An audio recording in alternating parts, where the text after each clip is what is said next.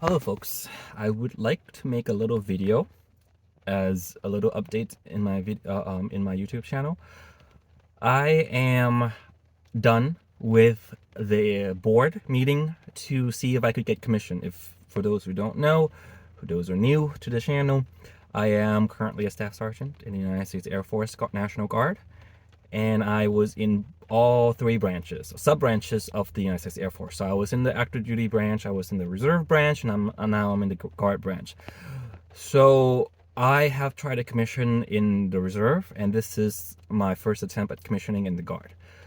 I didn't make the commission in the reserve, as you can tell, because I'm still enlisted. But I would have to say that with my experience with the reserve and the guard, things are done a little bit differently. So if you are a little confused on how reserve and guard are differ, because a lot of people, I feel that when they're trying to come into the Air Force part-time, traditional part-time, then you're looking either at the reserve and the guard, and you're trying to make a comparison and see what you should pick. So the guard and the reserve is not the same.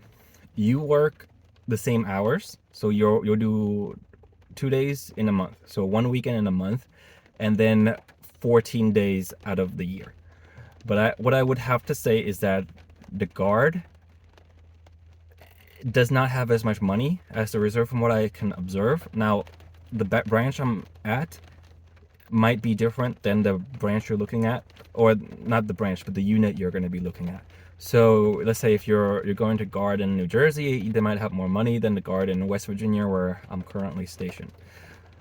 The reserve is a little bit better when it comes to annual tour. So when you do 2 weeks out of the year, you usually go to maybe other countries. Maybe you go to at least at the minimum to another base. You'll have like a little mini vacation at that base. So that's what I can observe. The guard doesn't have money for that, especially my unit. Their annual tour is always on base. They'll never really send you away, and when they do, they're usually sent by yourself, so you're not there with your group bonding, or with your flight trying to bond. So we'll go back to that. I think we'll go back to the topic of officer, because that's what I want to talk about in this video.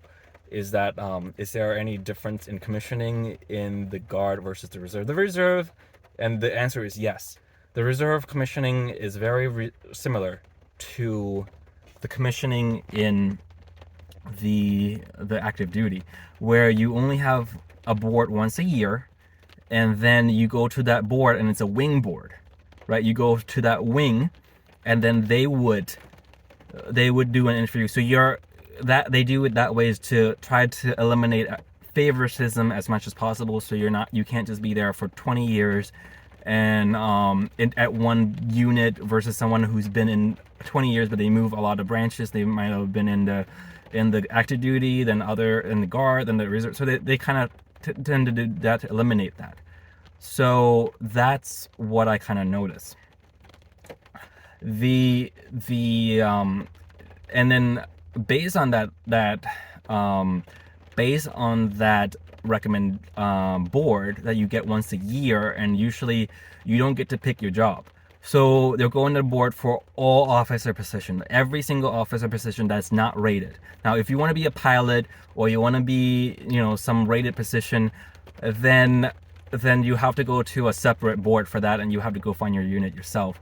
But when it comes to the commissioning enlisted, reserve to officer reserve, non-rated position, which is just regular officer position, then you are not going to be rated based on that, on your unit. So you're gonna be going up to the board. Most of the time, you're not gonna know anyone there, and if you do, then it's good for you, because you're probably gonna get an easy way in.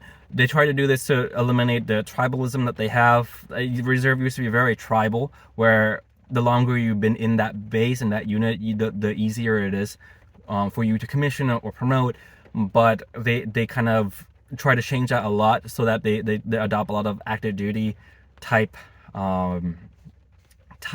philosophy and tactics on their board, whereas done in the wing level. So not a lot of people are going to deal with wing level, especially if they're enlisted. So the difference with the guard is that the guard is, the first thing I notice is they're very tribal. Now, I'm new to this guard base, so we'll see if I get recommended for commission or not. And I really hope I do, but I'm very new. I'm been here for 6 months, and I'm a traditional guardsman.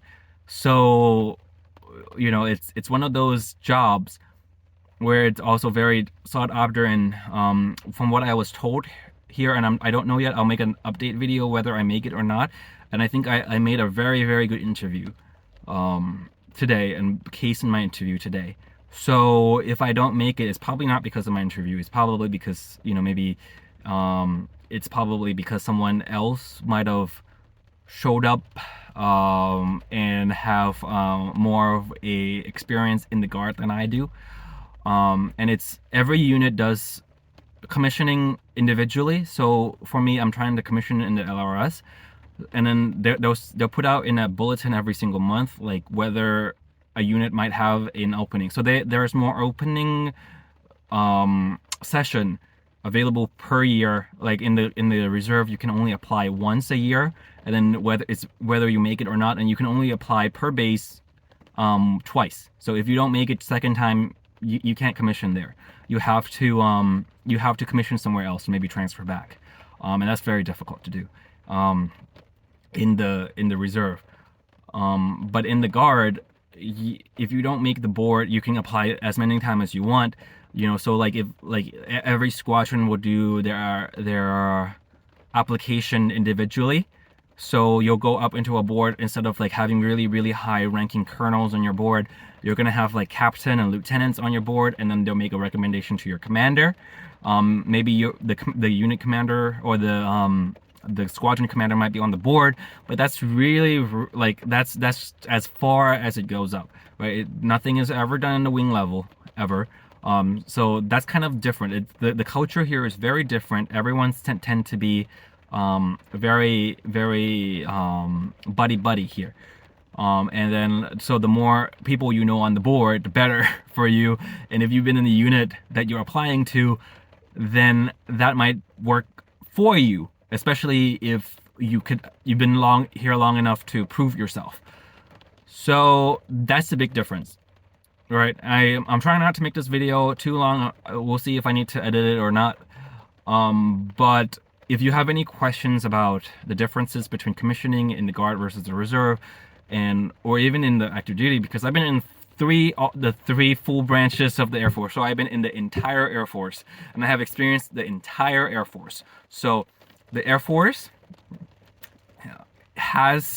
is one Air Force, but there's many culture in it, and there's these three sub branches that have wildly different cultures and the way things are done. Even though that we wear the same uniform, and we have the same creed, and we have the same value, and we go to the same basic training, the way different unit operate their or different sub branches operate their unit and operate their base is completely different.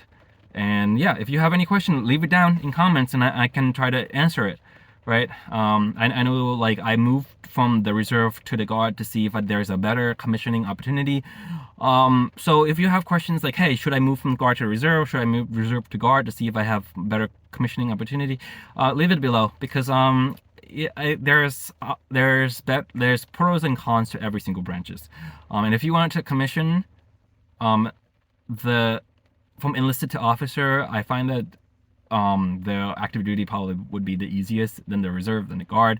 And the guard might be the easiest if you have been in the unit for years, right? But we'll see. I'll make an update video on how things turn out with my board, and whether they accept me or not. Fingers crossed. You know, I have a feeling on the results, but I'm not going to say it in this video. I will make an updated video and see whether my prediction is correct or not.